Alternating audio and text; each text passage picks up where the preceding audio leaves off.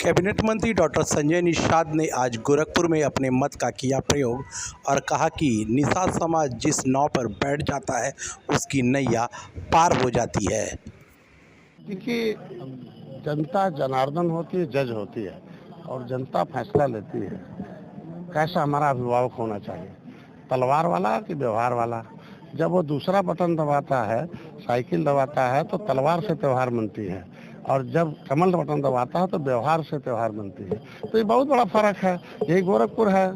जब त्योहार आते थे तो तलवार लेके निकलते थे, कर्फ्यू लगता था, और आज देखो कैसे व्यवहार से बन रहा है कि सब जाति धर्म के, इसीलिए सारी जाति मिलकर अपने विकास के लिए, अपने भविष्य के लिए, अपनी सुरक्षा के लिए, सम्मान के लिए कमल बटन दबा रहे हैं। डॉक्टर 400 पार के नारा है, आप पूरे परिवार के साथ भी आए क्या? 400 पार क्या? अरे जिस नाव में निषाद बैठ जाते हैं ना, उसको पार करते हैं। तो जब गंगा पार किया था भगवान राम को, तो मोदी 400 पार होगा कैसे होगा? 325 पहले भी थी, जो 72 सीटें 75 हम लोग सेकंड पोजीशन थे, तो जिसके वजह से थे वो सब हमारे साथ आ गए। आरएलडी आ गए, राजभर भैया आ गए, देश भर, तो सब तो हमारे साथ आ गए, पिछड़ों के दलितों के नेता। तो फिर 400 पार एनडीए सरकार। नाव की बात करें तो कह रहे हैं नैया पार में, जहां एक तरफ काजल निषाद इंडिया गठबंधन की प्रत्याशी अपने आप को यहाँ पे बहु कहती है और कहती है आपका भी आशीर्वाद है उनके साथ, ऐसे में क्या माना जाए? निषाद अरे फिल्म इंडस्ट्री नहीं है कि नाटक करके वो 3 घंटे सिनेमा दिखा के अपना काम। ये देश के भविष्य का चुनाव है। निषादों ने अपनी समस्याओं के समाधान के लिए खुद पार्टी बना रखा और खड़ी कर रखा, मोदी के साथ खड़ी बड़ी है। तो जब उनकी आवाज़ एक वकील डॉक्टर संजय मोदी अमित शाह तक खड़े हैं, तो वो कौन दूसरा वकील क्यों रखेगा? आज के दिन में जब वकील बनाने की कोशिश करता था समाज, राम भुवाल जी को, तो यही जो प्रत्याशी जिसका नाम ले रहे उनके खिलाफ षड्यंत्र करके, फर्जी मुकदमे लगा के, चूड़ी तोड़कर, नाटक करके उनको हरा दिया।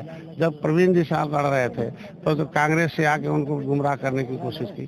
तो ऐसे ही है। तो आज के दिन में कौन ऐसे निषाद समाज को सुरक्षा देने के लिए नेता चाहिए, तो नेता हैं जिले स्तर पर हमारे, चाहे निषाद समाज के नेता हों, चाहे वो है, तो ये बड़े चाहे छोटे स्तर के, कौन नेता है आज के दिन में सपा के साथ? सपा के खुद के नेता उनके साथ नहीं है, वो तो वही है पहले। तो जब इनके साथ नेता ही नहीं है तो समाज कहाँ से रहेगा? आप सरकार में मंत्री हैं, इसमें क्या जो मुद्दा है महंगाई, बेरोजगारी, ये क्या काम आएगी या फिर किस पे वोट पड़ने के? मुद्दा है गारंटी का कि हम जो कहते हैं वो करते हैं।